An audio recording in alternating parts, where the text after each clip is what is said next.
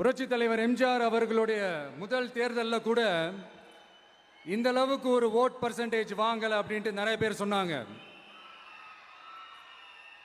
ஆனால் நீங்கள் டிவி கேட்க அவ்வளோ நீங்கள் ஆதரிச்சிருக்கிறீங்க. நான் எம்ஜிஆர் அவர்களோடலாம் நான் கம்பேர் பண்ணல. எம்ஜிஆர் எம்ஜிஆர் தான். ஆனால் நாம பெரியார் அண்ணா எம்ஜிஆர் அவர்கள் வழியில் ஒரு அன்பா உழைக்க வந்த உங்க விஜய், அவ்வளவுதான். 1977 நீங்க போடாத ஓட்ட 2026 நீங்க போட்டிருக்கிறீங்க. என்ன ஒண்ணு, இன்னும் கொஞ்சம் அதிகமா ஆதரிச்சிருந்தீங்கன்னா கொஞ்சம் நல்லா வந்திருக்கும்.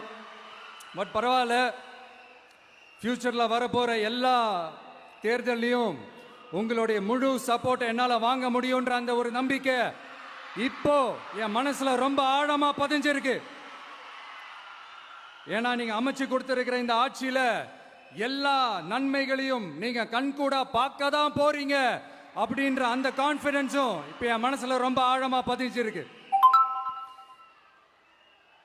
யார் எந்த நிலைமைக்கு எந்த பொசிஷன்ல போனாலும் இந்த கிண்டலும் கேலியுமா பேசுறது இருக்கதானே செய்யும்.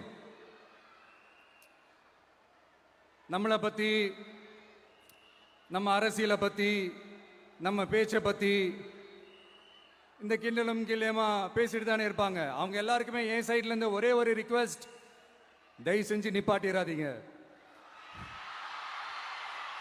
தயவு செஞ்சு கண்டினியூ பண்ணுங்க. நீங்க தான் என்னோட எனர்ஜி ஃபோர்ஸ்.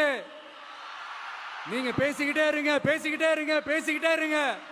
நான் மக்களுக்கு தேவையான நல்லதை செஞ்சுக்கிட்டே இருக்கேன், செஞ்சுக்கிட்டே இருக்கேன், செஞ்சுக்கிட்டே இருப்பேன்.